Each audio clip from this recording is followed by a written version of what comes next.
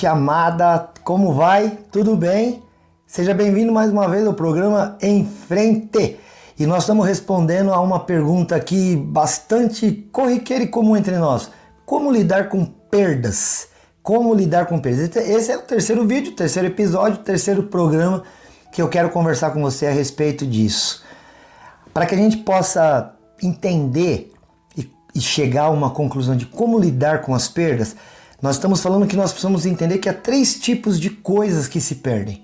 Uma são as coisas que a gente chama de coisas preciosas. Coisas preciosas são coisas para as quais nós damos preço.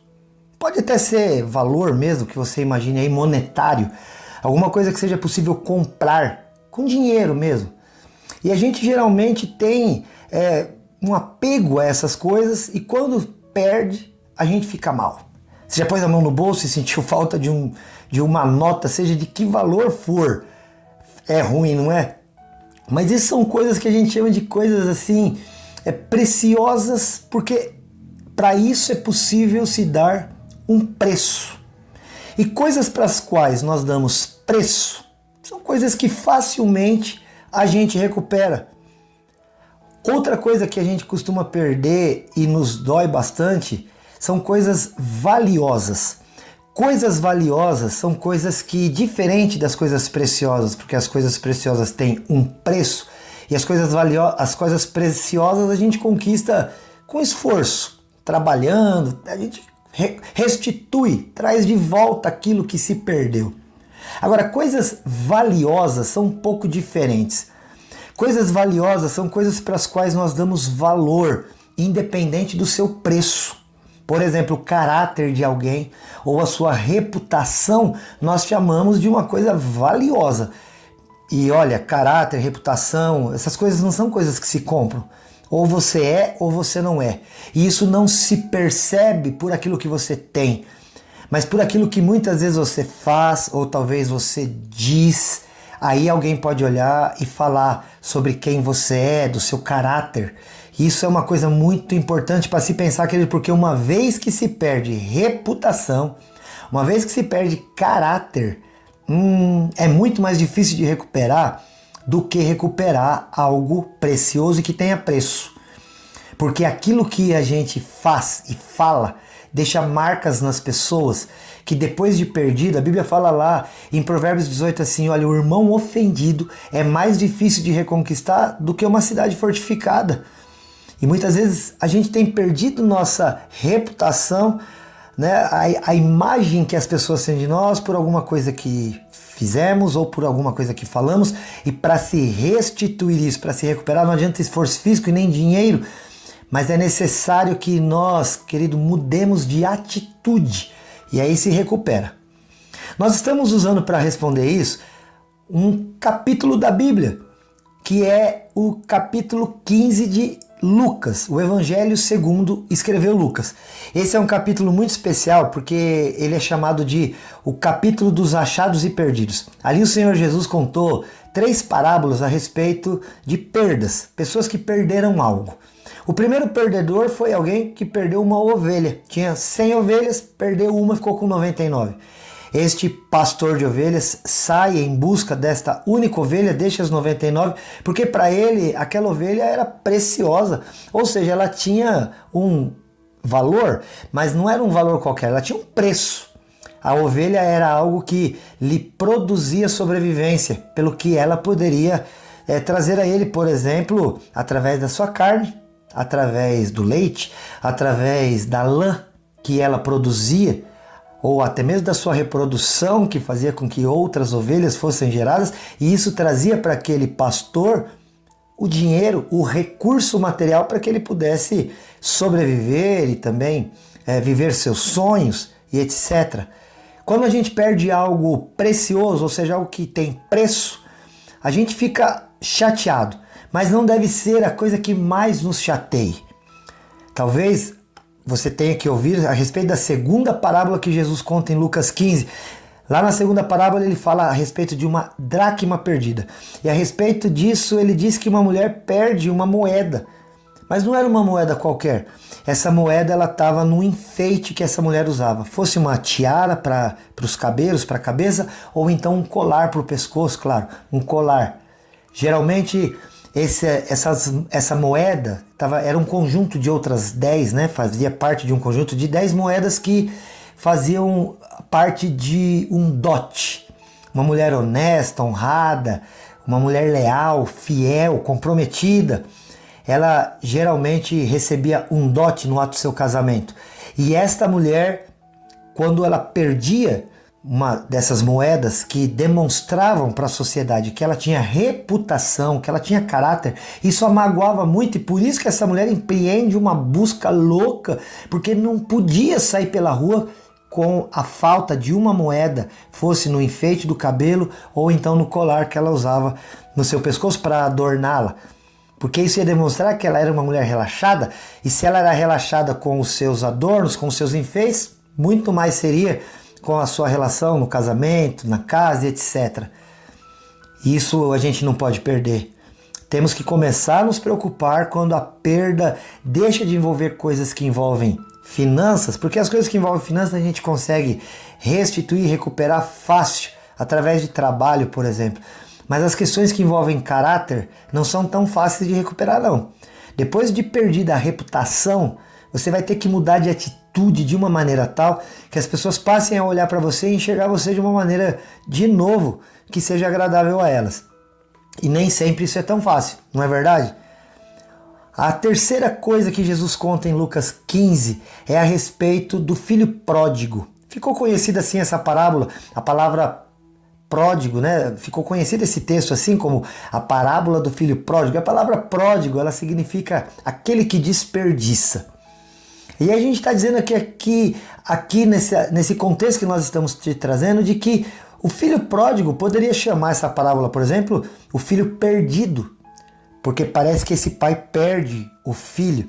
A história é a seguinte: o rapaz um dia tinha um outro irmão mais velho, mas o rapaz mais novo chega para o pai e fala: pai, me dá a parte da herança que me cabe porque eu vou embora daqui. E o pai entrega a herança, entrega aquele valor para ele. E a Bíblia diz que, passado não muitos dias depois disso, ele vai embora mesmo. E ele vai viver, a Bíblia chama assim uma palavra difícil, chama dissolutamente, ou seja, de qualquer maneira. Ou de uma maneira que aparentemente lhe dava prazer, mas que no fundo, estava cada dia lhe arrancando o dinheiro, a vida, a paz e tudo mais. Porque este rapaz tinha saído da casa do seu pai. E de uma maneira complicada, porque pedir para o pai a herança com o pai ainda vivo, imagina o quanto esse pai não ficou machucado. Mas, meu querido, minha querida, a questão aqui, olha, eu não chamaria essa parábola de o filho perdido. Eu chamaria essa parábola de o pai perdido. Não porque o pai ficou perdido com a situação da perda do filho, mas porque o filho perdeu o pai que tinha. Porque ele resolveu sair da casa do pai.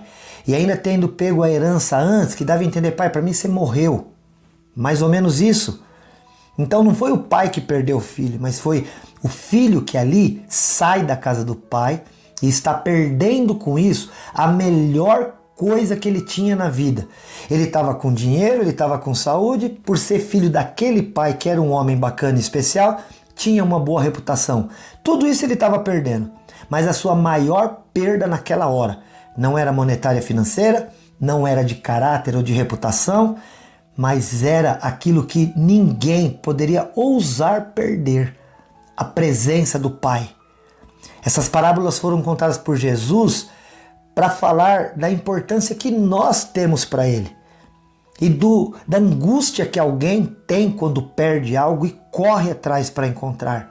O pastor da primeira parábola, ele vai atrás, deixa 99 correndo o risco de que aquelas 99 fossem atacadas para poder recuperar uma única que se perdeu. A mulher da dracma perdida, segundo a parábola de Jesus, ela mora ali numa casa pequena, pobre, difícil, não tinha janelas, e por isso você tem que acender uma lamparina. Provavelmente o chão era feito de um material não tão bacana assim, então ela teve que correr atrás para limpar e tirar tudo da sujeira para poder de novo encontrar aquela moeda. E a Bíblia fala que quando nesses dois casos, aquilo que foi perdido foi encontrado, foi feita a maior festa. Chamaram amigos e tal, e fizeram muita festa. celebraram por ter reencontrado. Mas olha, este filho que sai de casa, sai da casa do pai. Agora esse filho ele está representando algo diferente. Por quê? Porque o filho sai de casa e quem perdeu aí não foi o pai com a ausência do filho em casa, mas foi o filho com a ausência do pai, que agora não estava mais dentro do seu coração. Porque o filho que vai para o pai vivo e diz, me dá minha parte da herança, enquanto o pai ainda está vivo, ele está dizendo, pai, para mim você morreu. Pai, para mim você não tem valor. Pai, para mim você não existe. Sabe que esse filho representa muita gente que sai da presença de Deus, que larga a casa de Deus, que larga a casa do pai, que simplesmente abandona. Sabe, filhos de Deus nessa terra, que recebem dele tudo do bom e do melhor. Coisa que um pai rico daria para um filho como herança. É o que nós recebemos da parte de Deus. Vida, alegria, saúde, paz. Principalmente a vida. O fôlego da vida que foi nos lançado lá ainda na criação. Querido, e quando eu e você abandonamos a Deus, quando nós abandonamos o Pai, a perda, aí essa perda não é uma perda preciosa, porque Deus não se paga com valor, ele não tem preço. Não é uma perda valiosa, porque Deus não precisa de que ninguém prove a sua reputação. Ele é o que ele é e ele é bom. Mas a pior coisa, querido, é perder algo que não tem preço. Algo que você não consegue reaver pelos teus próprios esforços. Você consegue reaver coisas materialmente perdidas através de um esforço. Trabalha, conquista de novo.